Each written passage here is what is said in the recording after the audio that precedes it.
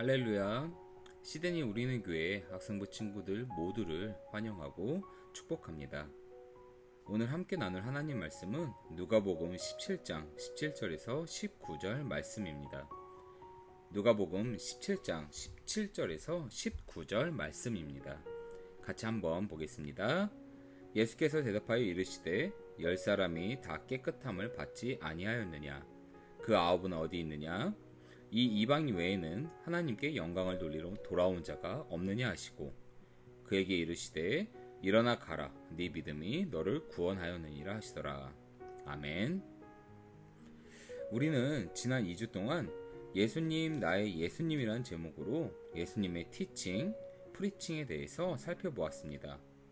오늘은 예수님의 사역의 세 번째, 바로 힐링에 대해서 나누어 보려고 합니다. 혹시 여러분이 눈치챘을지 모르겠지만 우리는 지금 예수님의 복음서 마가, 마태, 그리고 오늘 본문인 누가의 말씀을 나누고 있습니다. 복음서라고 하는 것은 예수님의 말씀을 기록한 것을 복음서라고 합니다. 총 4권의 복음서, 마태, 마가, 누가, 요한. 그 중에서도 마태, 마가, 누가를 공간 복음서라고 부릅니다. 공간이라는 것은 같은 것을 바라본다 라는 의미를 지니고 있는데 마태, 마가, 누가가 서로 중복되어 예수님의 말씀과 행적이 기록되어 있기 때문입니다. 그래서 어떤 이들은 이것을 하나로 엮어서 또는 다 같은 내용이라고 이해하기도 합니다. 그러나 이것은 잘못된 이해입니다. 비록 같은 내용이긴 하나 그것이 주는 의미가 각각 다른 특징을 지니고 있기 때문입니다. 공강복음이라 부르는 마태, 마가, 누가는 각각 다른 특징을 가진 각각 다른 의미를 지니고 우리를 가르치시는 예수님의 말씀입니다. 만약 복음서의 내용이 다 같은 것이라면 하나님이 한 것만 우리에게 주시면 되지 4권이라는 복음서를 주실 이유가 없었을 것입니다. 같으면서도 다른 공간복음서, 이러한 공간 복음서는 각각 다른 부분을 강조합니다. 우리가 처음 나눈 티칭, 제자들의 가르침은 특히 마가복음에 더욱 강조되어 나타납니다. 그리고 프리칭, 예수님의 선포와 말씀이 가장 많이 기록되어 있는 것이 마태복음입니다. 그렇다면 누가복음은 무엇을 강조할까요? 누가복음은 소외되고 병들고 약한 자, 가난한 자 들을 위로하고 치유하시는 예수님을 강조하고 있습니다. 오늘 본문은 이러한 누가복음의 특징을 가장 잘 나타내며 누가복음에만 기록된 내용입니다. 본문의 내용은 예수님이 예루살렘으로 가실 적에 한 마을에서 나병 환자 10명이 멀리 서서 예수님께 자신들의 육체의 병을 치유해달라고 간청합니다. 예수님은 이들의 간청을 들어주시고 그들의 병을 치유해 주십니다. 그러나 이들 중 한 명만이 예수님께 달려와 무릎 꿇고 감사의 인사를 합니다. 오늘 본문 17절, 18절 함께 보도록 하겠습니다. 17절, 18절입니다. 예수께서 대답하여 이르시되 10사람이 다 깨끗함을 받지 아니하였느냐? 그 9은 어디 있느냐? 이 이방 외에는 하나님께 영광을 돌리러 돌아온 자가 없느냐 하시고. 아멘. 뭐라고 하시죠? 나머지 9은 어디 있느냐라고 물어보십니다. 나머지 9은 어디 갔습니까? 그들의 병이 치유되자 소리 소문 없이 각자의 길로 가버렸습니다. 구약에 따르면 나병 환자들이 행여나 완쾌가 되고 치유가 된다면 제사장들에게 그들이 치유가 된 것을 보여주고 인정받아야만 했습니다. 이들은 한시라도 빨리 자신들의 병에 완쾌되었음을 인정받고 사람들과 어울려 보통의 삶을 누리길 원하였을 것입니다. 그들은 원치 않는 질병 때문에 사람들과 어울리지 못하고 따로 떨어져 격리되어 외로운 삶을 계속 살았기 때문에 그 급했던 마음은 이해할 수는 있습니다. 그러나 예수님은 이들이 어디 갔냐고 다그치십니다. 자신이 병 때문에 힘들고 괴로울 때 예수님을 급하게 찾더니 이제는 그 병이 완치되어 감사의 인사말 한마디 없이 자신의 자리로 돌아간 것입니다. 오늘 본문 앞구절인 13절에 그들은 예수 선생이여 라고 부르짖습니다. 여기서 쓰인 선생님은 히브리어 원어로 에피스타타라는 단어인데 이는 절대적인 복종을 의미하는 단어로서 그들은 예수님에게 절대적으로 복종하겠습니다. 저희의 병을 치유해 주십시오. 라고 예수님을 붙잡았던 것입니다. 그들은 예수님이 치유를 해주시기 전엔 모든 것을 다 복종하고 따르겠습니다. 저희를 치유해 주시고 긍휼을 베풀어 주세요. 간절하게 예수님을 붙잡았던 겁니다. 그러나 예수님이 그들에게 긍휼하심을 베푸시고 기적을 베푸신 이유 어떻습니까? 그들은 감사의 인사 말 한마디 없이 자신들의 급한 마음만을 내세우고 한시라도 빨리 제사장들에게 가려 예수님을 돌아보지 않은 채 떠나버렸습니다. 그리고 단 한 사람만이 예수님께 나와 무릎 꿇고 감사의 인사를 드립니다. 여기서 중요한 것이 이 감사의 인사를 드린 자가 사마리아인 즉 이방인이었다는 것입니다. 당시의 사마리아인은 유대와 이방 민족의 혼혈된 자들로 구성된 민족으로서 유대인들과 적대적인 관계에 있는 자들이었습니다. 누가복음에는 이러한 사마리아인이나 이방인들이 예수님께 그 믿음을 보이는 모습이 많이 나타나는데 이는 누가복음의 저자인 누가가 당시에 부패한 유대인들과 이방인들을 의도적으로 비교하면서 온전한 믿음의 모습은 형식이나 외식 그리고 어떠한 민족적 차별이 아닌 마음 깊은 곳에 있는 믿음, 오직 믿음으로만 치유되고 회복되며 구원에 이를 수 있음을 강조하고 전해주고 있는 것입니다. 우리도 종종 이러한 모습을 보일 때가 있습니다. 내가 필요할 때, 내가 무언가가 간절히 필요할 때 기도로 우리는 하나님께 울부짖습니다. 주님, 치유해 주세요. 주님, 이끌어 주세요.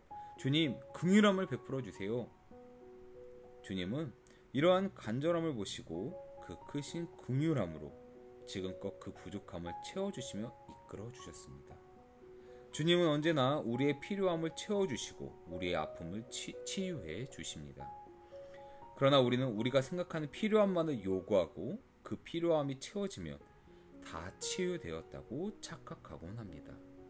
하지만 그것은 온전한 하나님의 치유가 아닙니다. 주님이 주시는 온전한 치유는 그저 육체의 고통을 치유하시고 물질적인 풍요를 주시는 것이 아니라 죄성으로 얼룩진 우리의 영혼을 정결케 하시고 온전히 주님을 바라보게 하시는 것이 주님이 주시는 온전한 회복이며 치유입니다. 이런 이유로 예수님은 나머지 9명을 찾으신 겁니다. 왜요? 진정 그들이 치유되어야 할 것은 그들의 육체가 아니라 그들의 영혼인데도 불구하고 육체의 치유만으로 진정 중요한 영혼의 회복을 얻지 못하고 떠나버렸기 때문입니다. 오늘 본문 19절입니다. 본문 19절 함께 읽도록 하겠습니다. 그에게 이르시되 일어나 가라 네 믿음이 너를 구원하였느니라 하시더라. 아멘. 예수님 앞에 다시 돌아와 감사함에 무릎 꿇은 그 이방인에게 예수님은 네 믿음이 너를 구원하였다 라고 하십니다.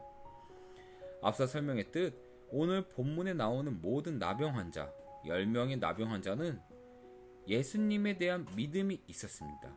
에스피타타 내가 모든 것을 따르고 복종하겠나이다. 그러나 예수님은 단 한 명 자신에게 돌아와 무릎 꿇은 단 한 명에게만 네 믿음이 너를 구원하였다 라고 하십니다.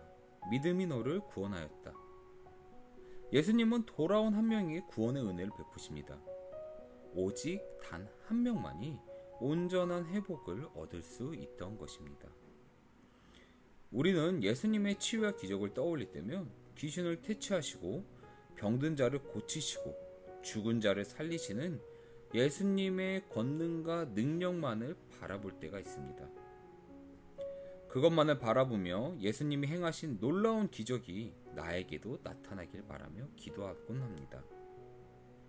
예수님이 이 땅에 오셔서 행하신 놀라운 기적, 그 중에서 가장 큰 기적, 그것이 무엇입니까? 예수님이 우리를 위해 이 땅에 와주셨다는 것입니다. 예수님은 우리를 위해 이 땅에 오셨습니다. 아멘. 예수님이 이 땅에 오셨다는 것, 그것이 바로 온전한 회복이고 온전한 치유입니다. 예수님이 이 땅에 오지 않으셨다면 우리의 영혼은 계속해서 마귀의 손에서 벗어나지 못했을 것이며 계속된 영혼의 타락은 우리를 끊임없이 괴롭게 만들었을 겁니다. 예수님이 이 땅에 오지 않으셨다면 우리는 회복되지 못하며 구원에 이르지 못하였을 것입니다. 예수님의 치유, 힐링은 어떠한 육체의 치유와 기적만이 아닙니다. 예수님이 이 땅에 오셨다는 것, 그것을 믿고 주님 앞에 나아가는 것, 그것이 예수님이 원하시고 바라시는 우리의 회복된 모습입니다. 이 땅의 모든 사람들은 예수님이 오심으로써 주님을 바라볼 수가 있습니다. 그러나 오늘 본문처럼 단 한 사람만이 주님 앞에 돌아와 무릎 꿇고 감사함을 나타냅니다. 이것이 무엇을 의미합니까? 믿음의 모습, 온전히 회복된 우리의 모습은 그저 생활의 풍요로움만을 감사하는 것이 아닌 매일같이 주님께 기도드리며 우리의 영혼을 구원하시고 정결하게 해주심에 감사해야 한다는 것입니다. 믿음은 어느 누구나 가질 수 있는 것이 아닙니다. 오직 주님이 이끌고 채워주셔야만 가능한 것입니다. 주님이 저와 여러분에게 주신 이 믿음의 기적, 믿음의 회복을 소홀히 생각하지 말고 주님께 나아가 무릎 꿇고 주님만을 바라보는 오늘 본문에 나타나는 자신의 필요함만을 요구하며 눈에 보이는 치유에 만족하여 주님을 돌아보지 않는 9명의 사람들이 아닌 예수님께 돌아와 무릎 꿇은 단 한 사람의 사마리아인처럼 그 사마리아인처럼 그 한 사람이 저와 여러분이 되기를 기도하고 또 기도합니다. 오늘 말씀 정리하겠습니다. 오늘 누가복음 17장 17절에서 19절 함께 살펴보았습니다.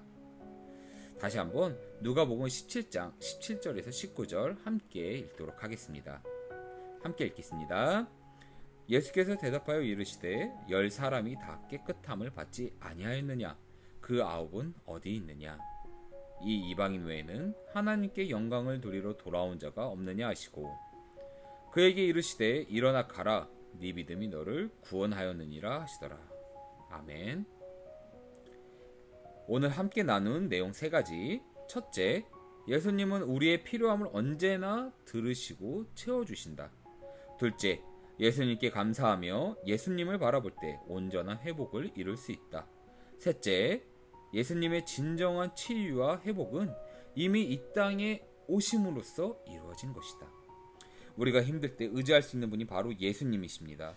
우리의 마음이 어려울 때 그것을 치유하시고 회복시켜 주시는 분이 예수님이십니다. 주님은 언제나 우리의 부족함을 채워주시고 우리를 치유해 주십니다.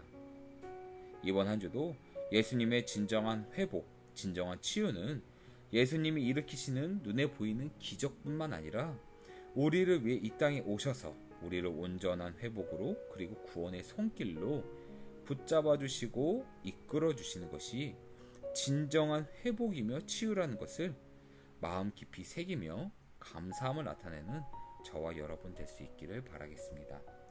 함께 기도하겠습니다. 살아계신 나의 아버지 하나님, 이번 한 주도 하나님이 주신 은혜와 사랑이 풍성할 수 있도록 아버지께 감사할 수 있도록 아버지 저희 모두를 이끌어 주시고 인도하여 주시옵소서. 하나님이 주신 그 하루의 은혜에 감사하며 아버지가 주신 우리의 온전한 치유는 어떤 눈에 보이는 것이 아닌 온전한 우리의 영혼의 치유임을 잊지 않고 마음에 새기는 우리 모두 될 수 있도록 인도하여 주시옵소서. 이 모든 것을 주신 우리 주 예수 그리스도의 이름으로 기도드렸나이다. 아멘. 이번 한 주도 하나님의 말씀과 하나님과 긴밀한 교제 속에서 한 주를 살아가는 우리 친구들 모두 되기를 바라고 기도하겠습니다. 감사합니다.